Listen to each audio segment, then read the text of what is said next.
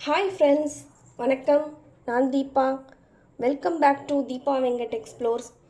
இன்றைக்கி ஆலு புரோட்டா செய்யலாம். அதுக்கு நம்ம உள்ளே வைக்கிற ஸ்டஃபிங்ஸ் ஃபஸ்ட்டு ரெடி பண்ணிடலாம். எண்ணெய் காஞ்சதும் கொஞ்சோண்டு சோம்பு போட்டுக்கலாம். பொடியாக கட் பண்ணி வச்சுருக்க வெங்காயம் இதோடு சேர்த்துக்கலாம்.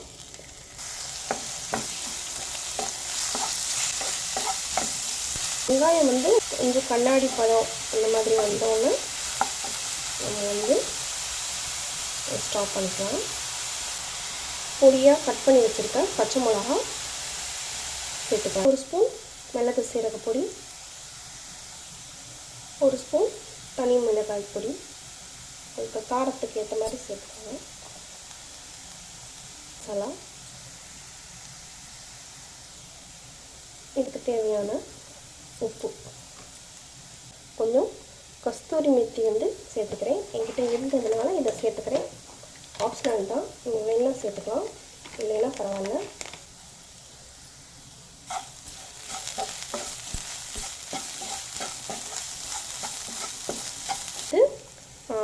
ஒரு 3 உருளைக்கிழங்கு எடுத்து நல்லா வேக வச்சு இந்த மாதிரி மேஷ் பண்ணி வச்சுருக்கேன். அதையும் இதோட சேர்த்துக்கலாம். சேர்கிற மாதிரி நல்லா கலந்து விட்டுக்கிறோம்.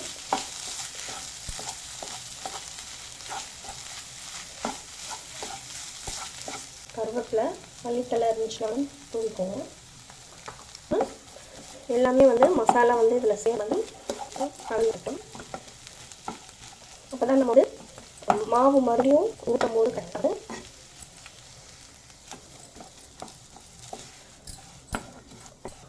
இப்போது நம்ம இந்த மாதிரி ஒரு பதத்துக்கு வரும்போது ஸ்டவ் ஆஃப் பண்ணிக்கலாம்.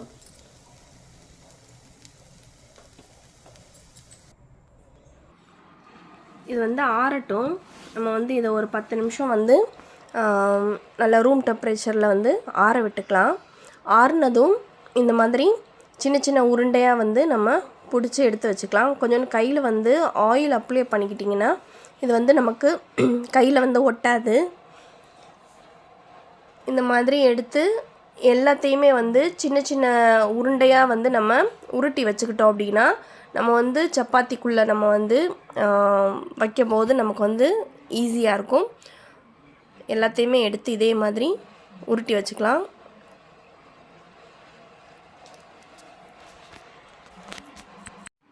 இந்த மாதிரி சப்பாத்தி நான் ஆல்ரெடி பிணைஞ்சு எடுத்து வச்சுருக்கேன். இதை நம்ம எப்பயும் போல் சப்பாத்திக்கு நம்ம தேய்க்கிறது மாதிரி தேய்ச்சிட்டு அதில் நம்ம எடுத்து வச்சுருக்க இந்த உருண்டையை அதில் வச்சுட்டு லைட்டாக அதில் ப்ரெஸ் பண்ணிக்கோங்க. இந்த மாதிரி முன்னாடி ஒருக்கா இந்த மாதிரி அதை க்ளோஸ் பண்ணிட்டீங்க அப்படின்னா அந்த ஸ்டஃபிங் வெளியில் வராமல் இருக்கும். இந்த மாதிரி அந்த சென்டர் இதை லைட்டாக ப்ரெஸ் பண்ணி விட்டுட்டு மேலே மறுபடியும் கொஞ்சம் மாவு நம்ம அப்ளை பண்ணிவிட்டு ரொம்ப அழுத்தி தேய்க்காமல் அதை மெதுவாக வச்சு இந்த மாதிரி தேய்ச்சி எடுக்கலாம். ரொம்ப அழுத்தி தேய்ச்சிங்க அப்படின்னா நம்ம உள்ளே வச்சுருக்க அந்த ஸ்டஃபிங் வெளியில் வந்துடும். அதனால் கொஞ்சம் அப்படியே மேலாப்பில் வச்சு நம்ம அதை தேய்ச்சிட்டு நம்ம வெளியே வந்தாலும் பரவாயில்ல, ஒன்றும் நீங்கள் அதை தேய்ச்சிட்டு கொஞ்சம் அட்ஜஸ்ட் பண்ணிக்கலாம்.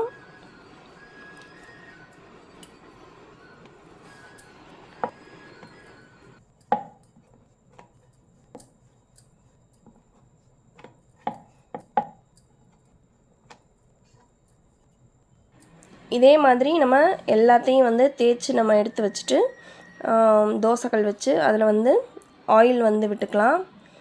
பட்டர், நெய் இருந்தாலுமே அதையுமே சேர்த்துக்கலாம்.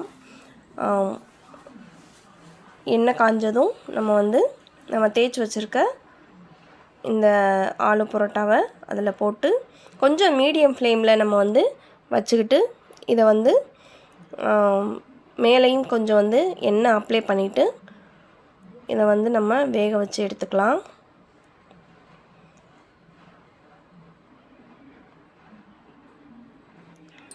இப்போது வெந்துருச்சு. இப்போ வந்து நம்ம திருப்பி போட்டுக்கலாம். 2 சைடும் நம்ம வெந்தவுடனே இதை வந்து நம்ம எடுத்துடலாம். இதே மாதிரி நம்ம போட்டு வச்சுருக்க எல்லா சப்பாத்தியும் இதே மாதிரி நம்ம வந்து சுட்டு நம்ம ஒரு பிளேட்டில் ட்ரான்ஸ்ஃபர் பண்ணி எடுத்துக்கலாம். இதோ ரெடி ஆயிடுச்சு நம்மளோட ஆலு பரோட்டா. ரொம்பவே ருசியான டேஸ்டியான ஆலு பரோட்டா நம்ம வந்து வீட்டிலே வந்து ரெடி பண்ணி நம்ம வந்து சாப்பிட்லாம்.